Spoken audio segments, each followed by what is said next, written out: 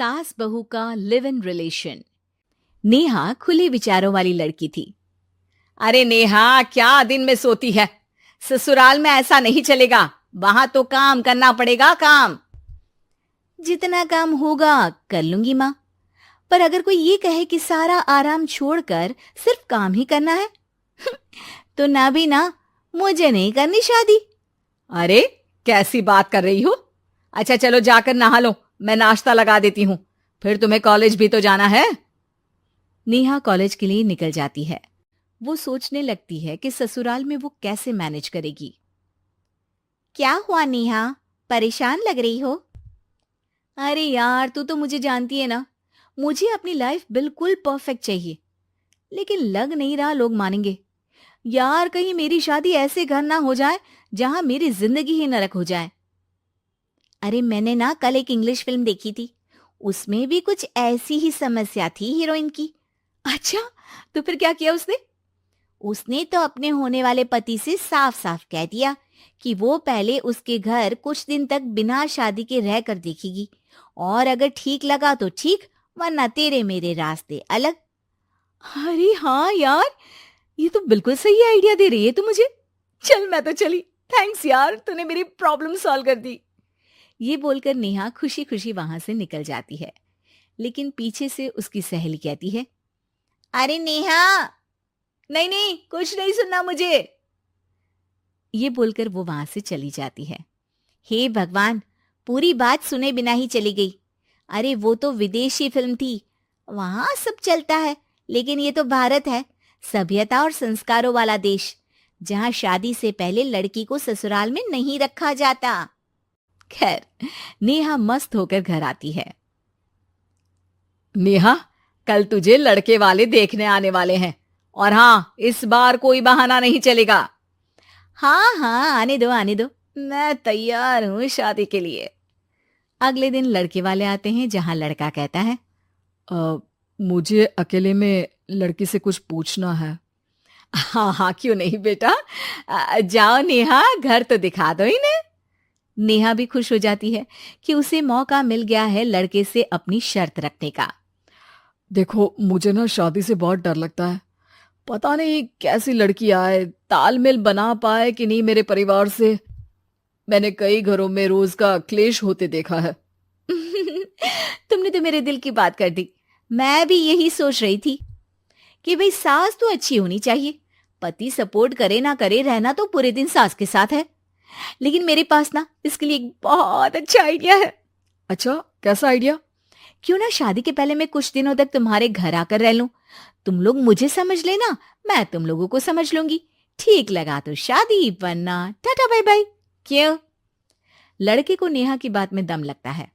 वो घर के सभी लोगों के सामने नेहा की बात रखता है। अरे पागल हो गई है क्या? ये कैसी शर्त है?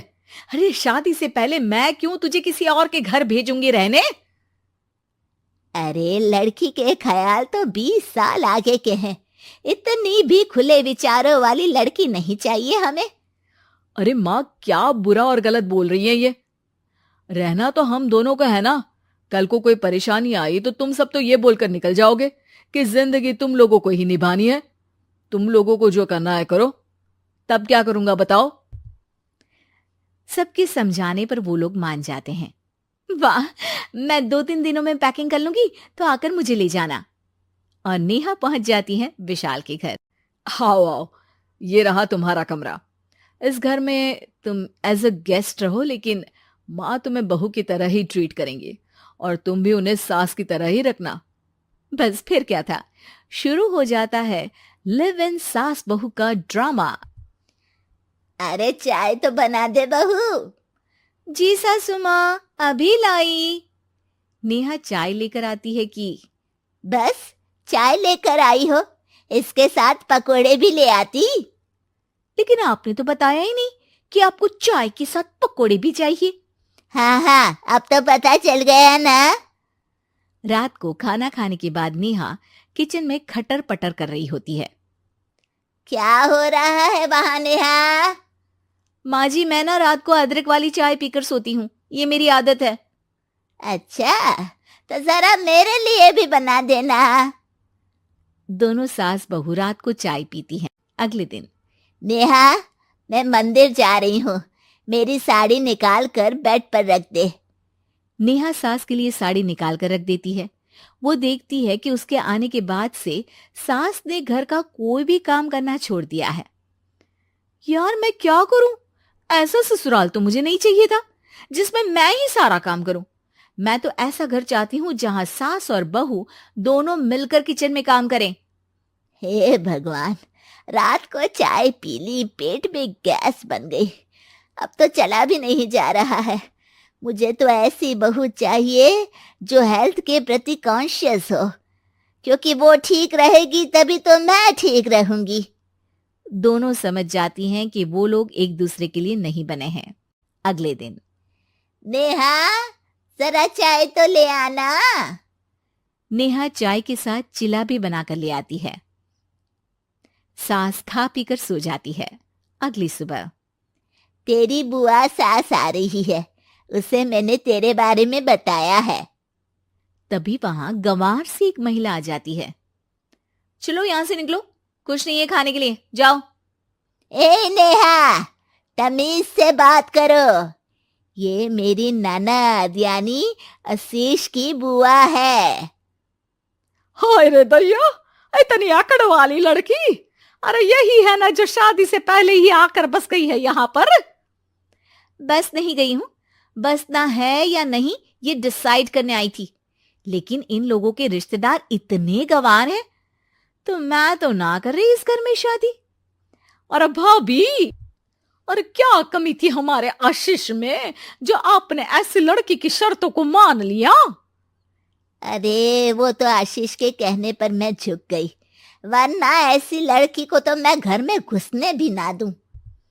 ए हेलो, ऐसी लड़की कैसी लड़की? हाँ, बिना समझे बुझे शादी कर लूं?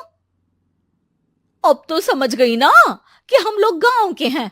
भाभी को खाट पर सोना और रिश्तेदारों का गांव से आना जाना तो लगा ही रहना है इस घर में। हाँ हाँ, मैं तो किसी मॉडर्न घर में शादी करूंगी। ये बोलकर नेहा वहां से चली जाती है। अपने घर में आकर नेहा कहती है, ना मां ना, लिव इन में रहकर देख लिया, ये गांव के लोगों का कोई भरोसा नहीं है। खैर, नेहा की शादी एक मॉडर्न घर में हो जाती है जहां सास कहती हैं, हे नेहा, मैं टेनिस खेलने जा रही हूं, आओ तो जूस बनाकर रखना, और हाँ, वॉलनट्स और ओट्स भी बना लेना। जी माँ।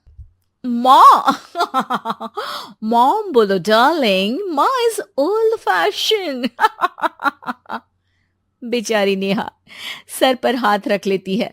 हे भगवान, ये सास तो सास ही होती है, गांव की हो या शहर की।